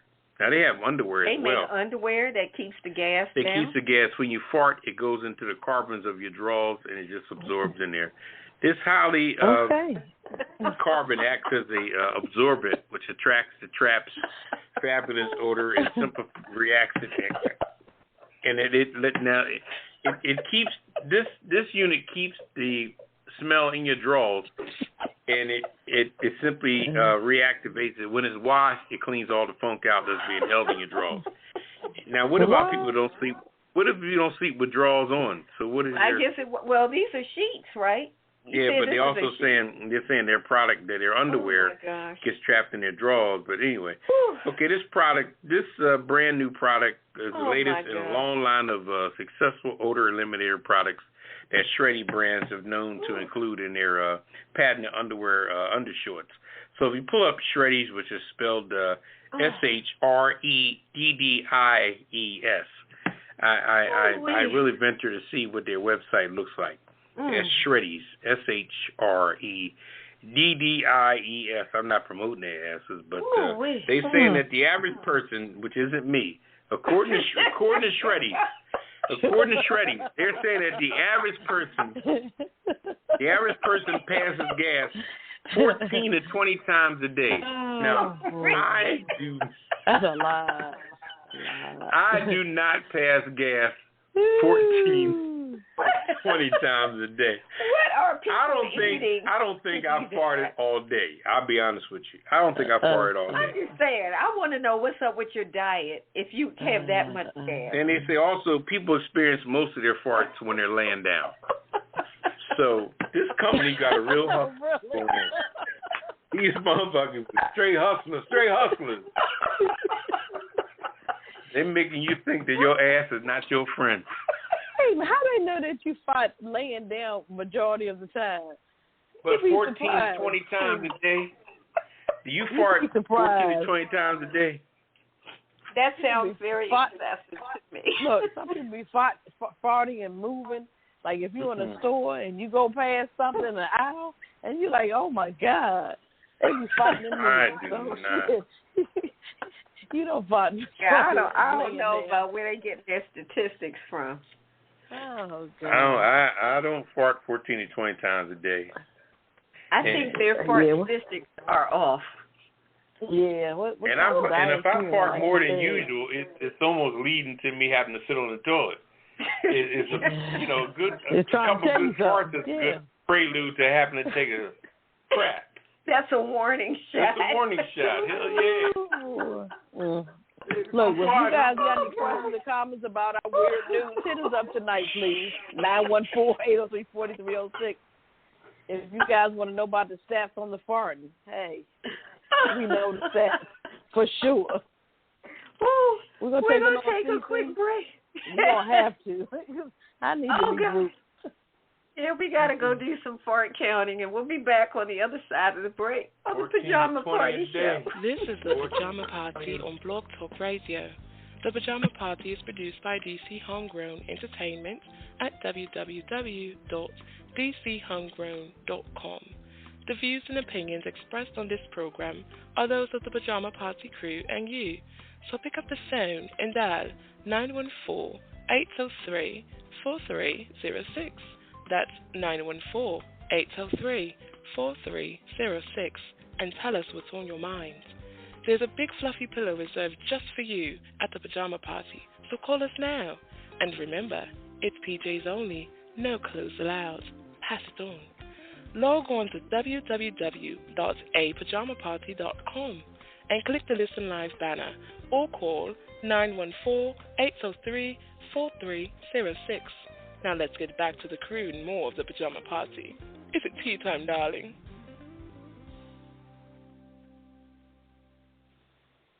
All right, welcome back to Pajama Party. I'm one of those Poppa DD. I fart about 3 times a day. I'm here with Ketel. Hello. And Redwine. Oh, why, darling? Woo. Okay. I'm trying to regroup after that story. Okay. It's time for I'm Just Saying. Okay. Redwine, but I'm just saying. Yeah, let me get serious now. Yeah, get serious. I can't stop laughing over that. Story was that was crazy. Ain't nobody farting that much. No, that's a lot. All right. So there's a story I read this week about a teacher who made a racist statement to her class of 8th graders. Now, this happened in Winterville Charter Academy, which is in Winterville, North Carolina. Now, check this out. This teacher had the black kids in the class raise their hand during some type of lesson she was doing about the Constitution. Now, once their hands were raised, the teacher told these black children, and these are 8th graders now, she told the kids, if it wasn't for the Constitution, you all would be my slaves. Not just slaves, but you would be my field slaves. Now, one of the parents, her name is Kanisha Tillman, her child came home and told her about what happened in the classroom and what this teacher said. So once other parents in the media and social media got wind of this situation, the school's principal sent a memo home to all the parents saying that, and I quote, it was a racially insensitive lesson and that action would be taken. Okay, so first of all, I'm just saying, call it what it is. This goes beyond a racially insensitive lesson. This woman is a racist, pure and simple, point blank, period. Now, the memo from the principal said that 2 racially insensitive words were also reportedly used by multiple children in the same classroom without, and this is another quote, without appropriate redirection along with inappropriate response from the educator. Okay, translation, 2 other kids said something racist, and the racist teacher didn't check them on it. Now, what had happened was a white kid called one of the black children nigger and also called him a fried chicken lover, and the black kid told this teacher, this racist teacher, told her what the kid said, expecting the kid was going to get in trouble or get reprimanded or something, but racist teacher responded by saying, oh, well, we're all a bit racist. Are you serious, lady? I'm just saying, call it what it is. The black kid then decided to handle the situation on his own. He called the white kid cracker-ass cracker. Well, there you go. So now, if the kids in that class hadn't told their parents about what this teacher's violent racist behavior caused her to say, she would still be teaching at that school today. Now, fortunately, she will no longer be doing that because her racist ways were exposed, and thankfully, she resigned. She should have been fired, but she resigned before they could fire her. Now, the school says that they handled the situation as soon as they were made aware of it, and that the kids involved in that whole nigger cracker remark will be disciplined according to the student conduct handbook, whatever that means. But, of course, the school then issued a statement about how they don't tolerate racism of any kind and that the teachers at the school will undergo culturally sensitive training, which is what they say all the time after some bull like this goes down. Now, since they didn't put the teacher's name out there, I don't know specifically who the woman is, and she'll probably get a job teaching somewhere else and have the opportunity to go somewhere else and damage somebody else's kid's psyche or self-esteem. Now, I think, in my opinion, her teaching certification should have been canceled, terminated, whatever the case. She should not be allowed to teach because she exposed herself. Anytime you're going to tell black kids, raise your hand. Yeah, y'all, if it wasn't for the Constitution, y'all would have been my field slaves. What the heck? Come on now, lady. I think just letting her resign is a slap on the wrist. So I'm not going to get myself and my blood pressure up, but I'm just saying, this is Redwine. I'm just saying, call it what it is. This woman is a racist. She should not be allowed to teach anybody's child, animal, inanimate object, nothing. She's a racist. Pure and simple, call it what it is. This kind of stupidity needs to be called out and checked and dealt with.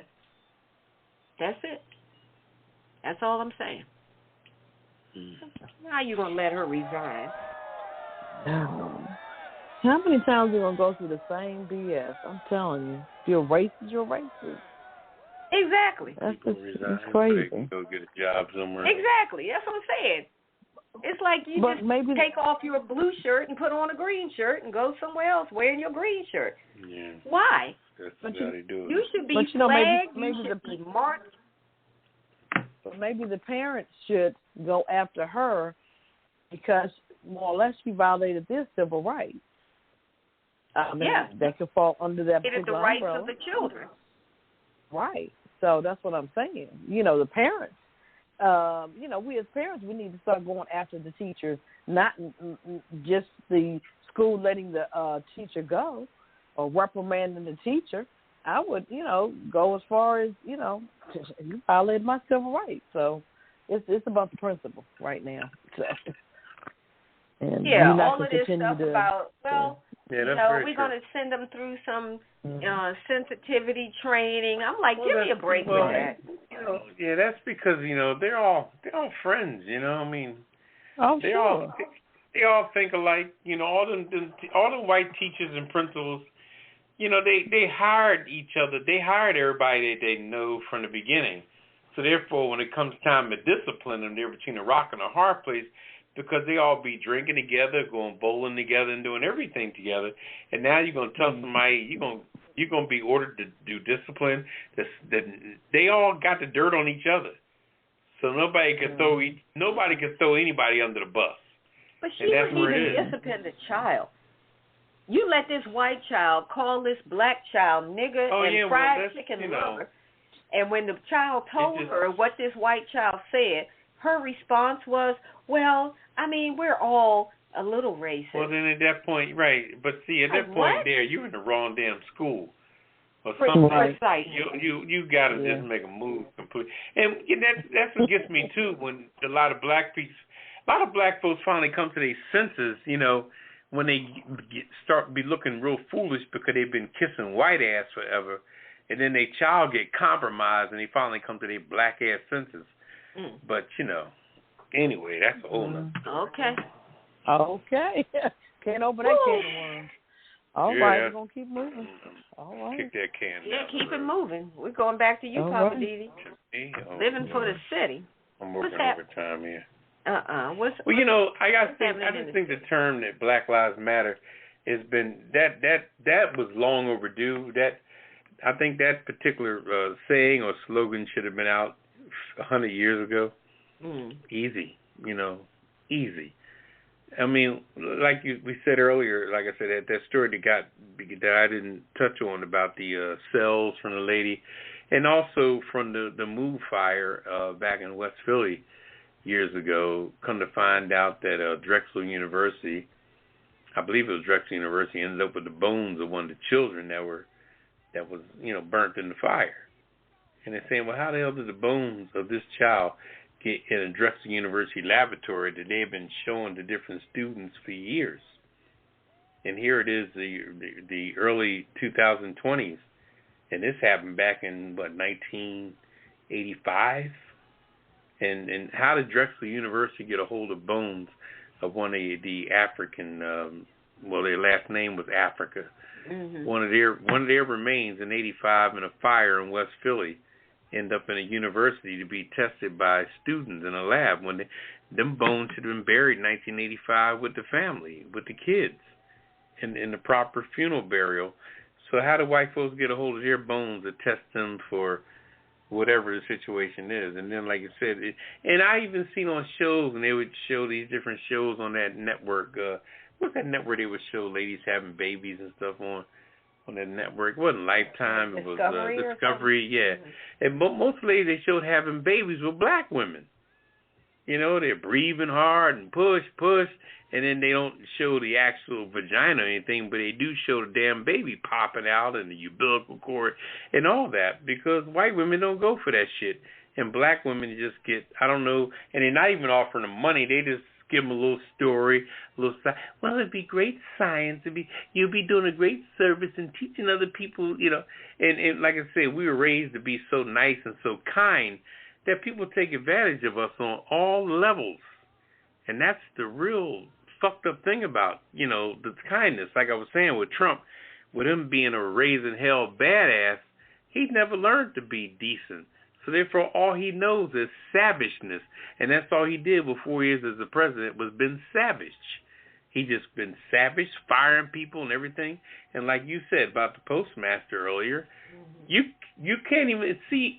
The question was, how did the other postmaster lose his job? And it's unknown because Trump just said, get the fuck out, without question. And the board people were so scared of everything Trump done through his presidency so far for the first year and a half, they would say, oh, okay, well, we agree, we all agree, he's gone. You know? Mm-hmm. But in my opinion, I think right now, Biden got other stuff to do.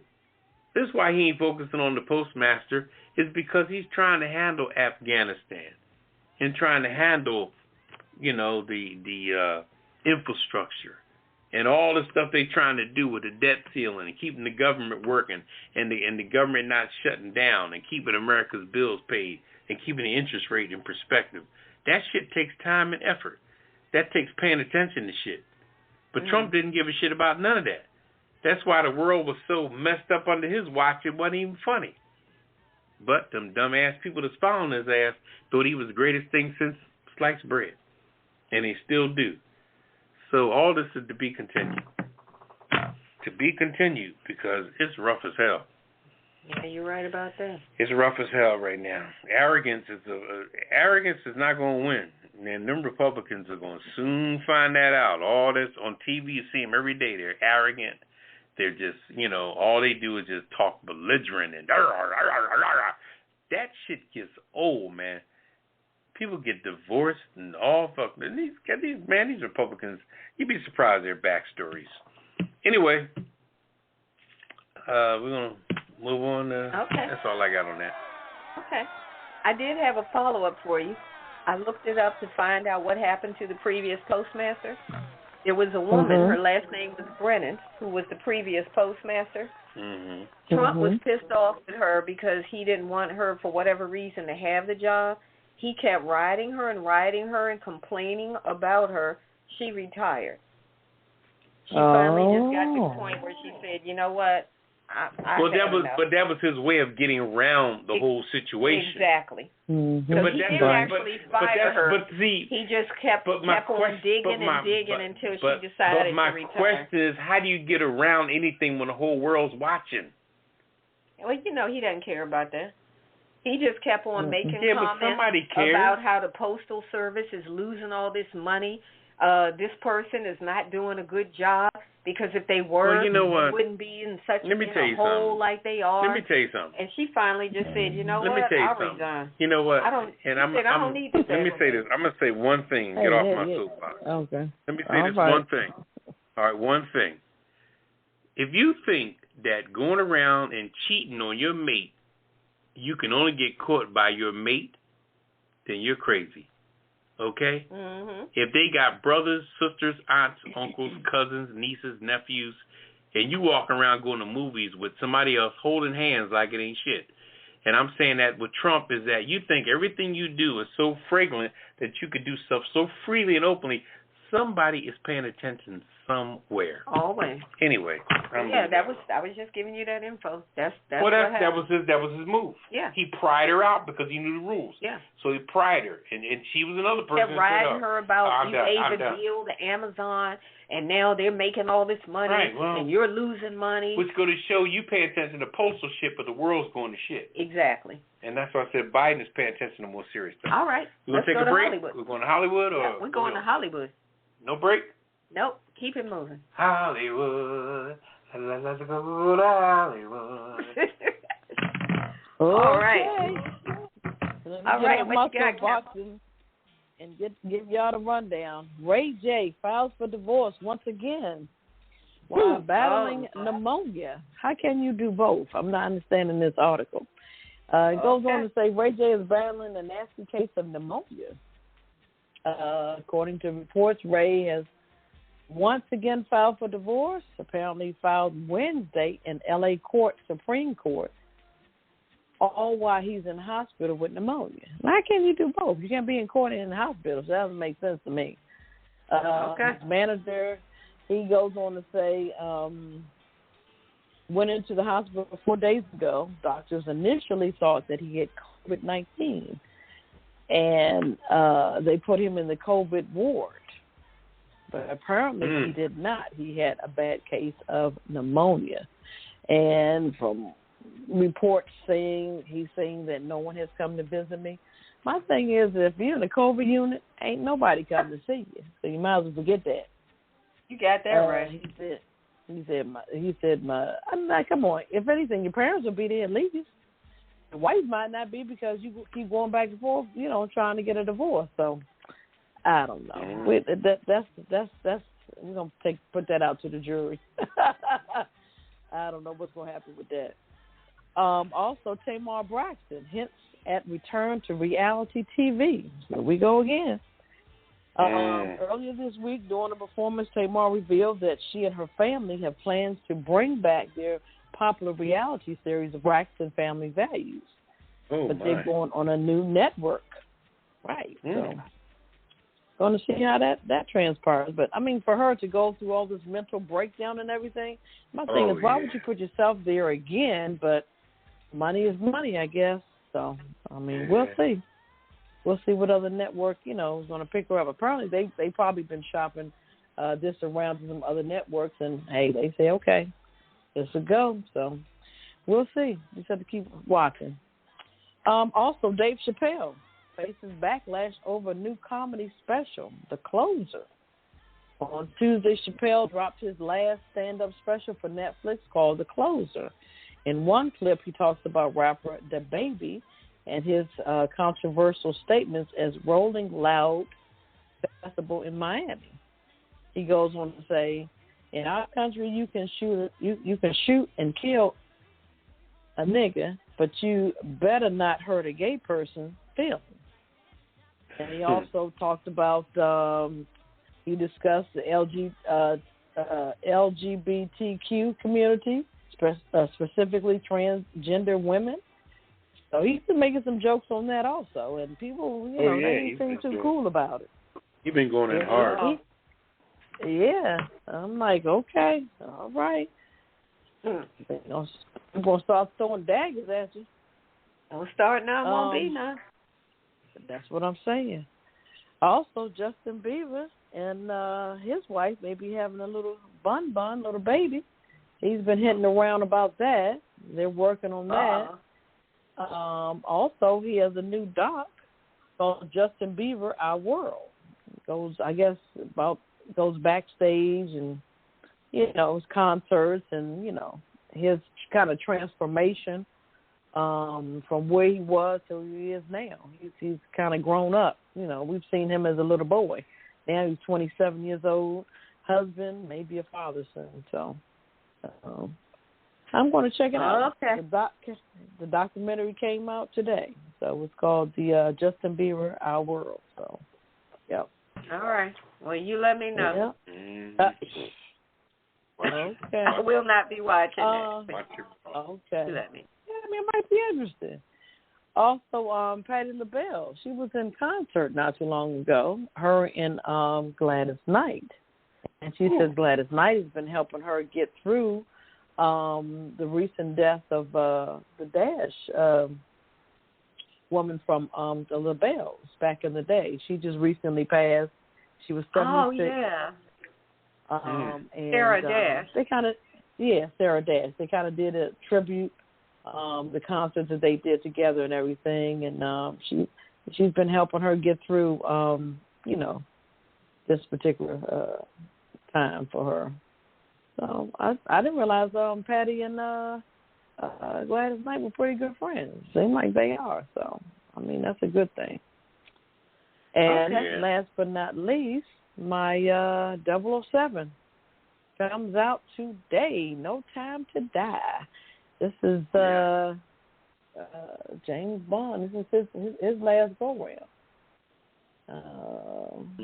Daniel Craig. This is his last go-round. So. Oh, yeah, he got enough of that money. Yeah, hopefully they're going to be bringing in a new 007.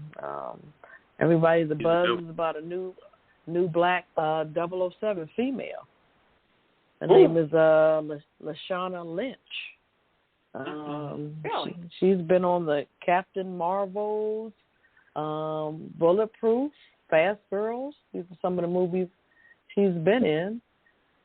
She's a British actress from London, England, 33, 5'9", so she's tall. She got all the moves and she got the height. So, Lashana Lynch. So, look her up. And also Brandy, she got her thing going on. Brandy and Eve.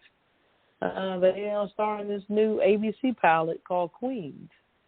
It's about 4 washed-up pop singers. They're gonna try to get the group back together. So it's called Queen. So it's pretty interesting. So I was wondering what happened to Brandy and Eve. You know, Eve was on the talk show, The Talk, and she left, saying she wanted to start a family and everything. But hey, she's starting some other stuff. She's starting some new stuff now. So kudos to her. So yeah. Okay. So did Brandy visit Ray J in the house? No, she did not. She didn't visit Ray J in the house? Nobody came to see No, nope, and nope again. So is that why he filed for the divorce from his wife? Because she didn't come see him? No. They've been going back and forth because, they said they're going to try to work things out, and all of a sudden, don't want to be married. He don't know what he wants. She don't either. Okay. That's Hollywood for you. So. All right. All right. Mm-hmm. That's your Hollywood wrap-up? That's it. Okay. You had all kind of info for us tonight. You know who I think should be the new James Bond person? If they're going to pick a black woman. Who's that? Don't say Angela Bassett. Her name is Khalifa Smith. Who is that? Khalifa Pull her up when you get a minute. Khalifa? All right. Yeah, I think that's how you pronounce it. Keliita. Khalifa Smith. Whew. Okay. Is she British? No, she's American. Sounds familiar.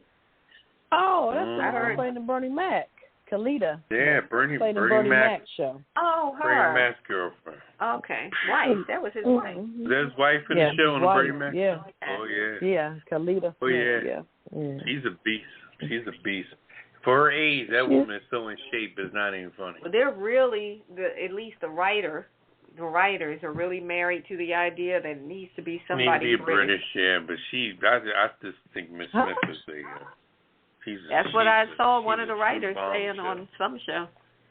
Wait a minute. A news bulletin. I'm reading her IMDb page, and instead of siblings, her brothers and sisters. I'm not familiar with Eric Smith, but Angela Bassett. Huh? Yeah. Oh, really? Are you saying Angela Bassett is her sister? That's what it says right here. The siblings. Wait a minute. It could be. You never know. Wait a minute. Are you serious? Could be. You never know. Wow. Look at what's name. Look at old girl. They're sisters. The girl that played Smith. Okay. Girl that played with who knew? Who's the girl who played my last word. I'm speaking. Yeah, I wouldn't be surprised. Okay. Yeah, they both bombshells. And even Angela Bassett could be helpful. Angela Bassett got a little H on it. What's the name? They're sisters too. A lot of people don't know that. Kalila Smith, she's 52. Angela Bassett, she's up there in age too. She's fine as hell. I got news for you. Anyway, she was born in 58. Okay. All right. Yeah, that blew me. I don't know what you're talking about. I'm talking about I forget her name. When you think of it, but she stars with Will Smith. I don't know. Back in the day, and she was in Boys in the Hood. Vivica Fox. No. Nia Long? With the short haircut, yeah. Nia Long, and what's the name of sisters? Some more. Oh, the comedian. The comedian, right. Some more. Yeah, they're both from Trenton, New Jersey. Boom, boom, boom. Trenton, New Jersey. Anyway, to kiss the list, people to show their butt, honey. Trump Trump won for telling officials to ignore the January 6th committee situation. It didn't happen. He said it didn't happen. I guess he wants them to ignore the subpoena. He's saying they're trying to. He said it's a witch hunt. He's saying that Fox. Aren't they all? He's saying that Haitian people, they all have AIDS and they shouldn't come here. Okay, now the ex-teacher of the Whiteville Charter Academy who told her black students if they're not for the Constitution, they're probably they would have been her field slaves. Yeah, and she's she definitely on the kiss. Well, she was just racist and stupid. She's a racist piece of crap. A lot of ignorance, straight ignorance. But it's no excuse for racism, but it's ignorance. The ex-NBA players that did that medical scandal, you know, they're on the KISS list. Companies profiting from using Henrietta Lacks cells without her family's permission. And put Drexel University on there for using the people from the Blue Fire. That's right. Using their bones from the fire in 1985, and they're still showing it to students today when them bones should have been put in the cemetery with the bodies. Anyway, Black Lives Matter. Anyway, Mike Lindell, the pillow guy, he still thinks that the election was stolen. He's still walking around loving Trump. Another person, like I said, what you going to do when Trump's not relative? What's Mike Lindell going to do? Smother himself with a fucking pillow? Anyway. Wouldn't that be something? All the billionaires and ultra-rich people busted in the Pandora papers hiding money. Mm-hmm. Yeah, in the Swiss bank accounts and all the people spreading vaccines of COVID-19 lies. Mary Beeman, she's a campaign manager of Guilford Republic School broadcast candidate in Connecticut. Saying helping kids of colors to feel they belong has a negative effects on white people. Yeah, she can definitely be on the kiss list. She reacted. Also, let's see, Nikki Haley. She's a former U.S. ambassador whose real name is Nairama Rohasha. Telling the audience that she was a brown girl, grew up in the South America, and she's not, which is not a race. Grew up in the South, and America is not a racist country. Yeah, it's not a racist country, but you change your name to fucking Nikki Haley. Exactly. When your name was already. She Indian or Native American or something? Yeah, and she straightened hair, put on makeup and all that stuff. And also, last but not least, I knew someone was racist from the beginning. Barbara, what's her name? Corcoran. She's a lady on the skinny lady on Shark Tank. On the Shark Tank. She's a little whore too, because every time a man come on there with a nice body, I see her nipples getting hard and shit. She's crazy as fuck. In every business she gets behind, when they show the backstory how well they're doing, they're all white. But she did a joke that shamed Whoopi Goldberg as far as I guess it was a weight situation. Some kind of weight joke. Yeah, she said some joke that didn't fly over at all. Did not realizing how smart the women on The View are, how keen they are, you know. And she tried to throw it in there, and she didn't get it. Why they bring her anyway and didn't bring Lori in there? Lori's a real sharp woman. I don't know. So, but she came there with Mark Cuban and Damon. They were all on The View. Anyway. Okay. The hell with her. You got anybody else? No, that's it. Okay. Also, I've got Thermo. What's that company, Kel? Thermo Fisher, whatever that company is, over the use Thermo of Henrietta Lacks. And the company that can keep your farts in your drawers. Making money. Oh, yeah, that company. Keep your farts in your company with the carbon sheets and the underwear to block the farts. Okay. Kellogg's. Put them on the kissing list. They're trying to not negotiate honestly with the people that work there to make all the cereal. Nobody cares about a union anymore. Everybody want to make free money without rules. They're trying to make plenty money and not pay the folks. That's right. You will sell your last they're on the box list. Of Frosted Flakes I'm putting Christopher Columbus on the list for starting that live from the beginning, talking about what you discovered. Just because you was fucking Queen Elizabeth, You're a liar. You got you some boats and shit.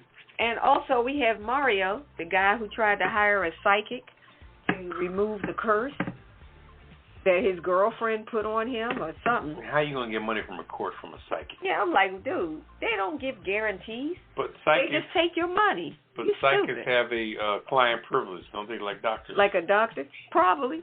And I know they don't give guarantees. Right. So. Okay. You stupid. Here we go. You got anybody else, Ketel? No, that's it. I got it covered.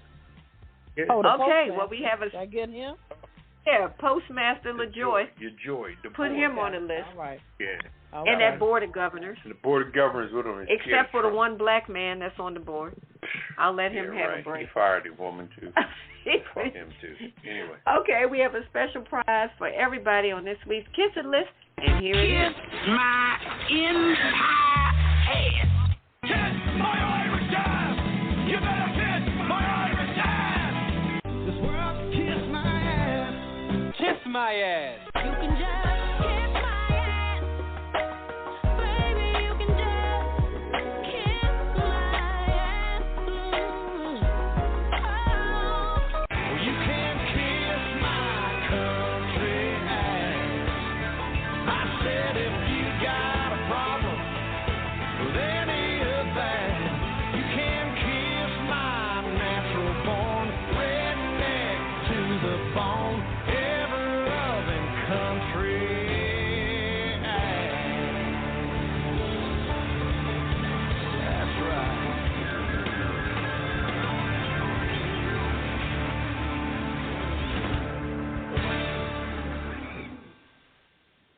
All right, welcome back to Pajama Party. One of your hosts, Poppa DD. I'm here with Ketel. Hello. And Redwine. Hey. Ho. Hip Hop Parade. Bonsoir. Hey, we getting ready to get up out of here. It's time for the last word. How many seconds? We got about 4 minutes. 3 minutes. What's your last word, Poppa DD? My last word is to stay woke. Stay woke. I saw another guy today in a Mercedes Benz. I don't know guy, girl, driving reckless as hell. Like I said, with dark tinted windows. Made 2 reckless moves with tinted windows. At it again. I don't know. Like I said a few weeks ago, tinted windows make people think they could do whatever they want to do. All right. Some scary shit. Well, my last word is call it what it is. Let's stop sugarcoating stuff. If you, as they say, if you see something, say something. Call it what it is. Mm-hmm. That's my last word. What's your last word, Ketel? Wow. I have no words tonight. I'm silent. I think this Angela Bassett and this Kalita Smith got me, so I'm speechless tonight. But yeah, you know, I didn't know that, but I did read up on her at one time, and maybe I saw that connection, but I didn't pay it no mind. But well, right. Yeah, that one got me too. But she a bad sister, though. She really is. They both are. I mean, for her age, she is so damn sexy. It's not even funny. Okay, Poppa DD. Anyway. All right. I'm gonna leave that alone. But I'm my put it last out word, there. so I guess mine is over with. Go ahead. I'm good. Yeah. All right. Well, we're gonna say goodnight, and we'll do it again next week. Thanks to everybody for hanging out with us. Tell a friend about the Pajama Party Show.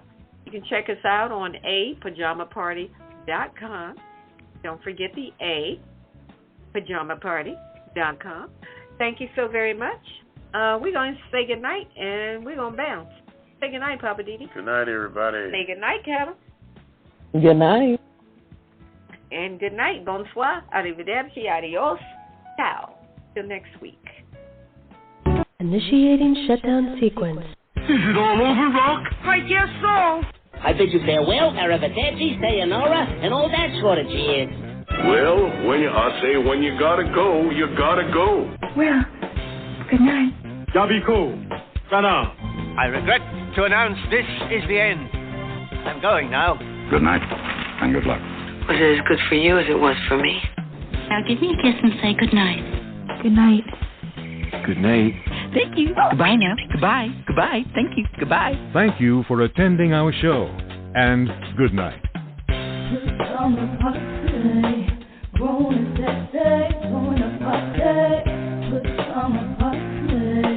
Party crew.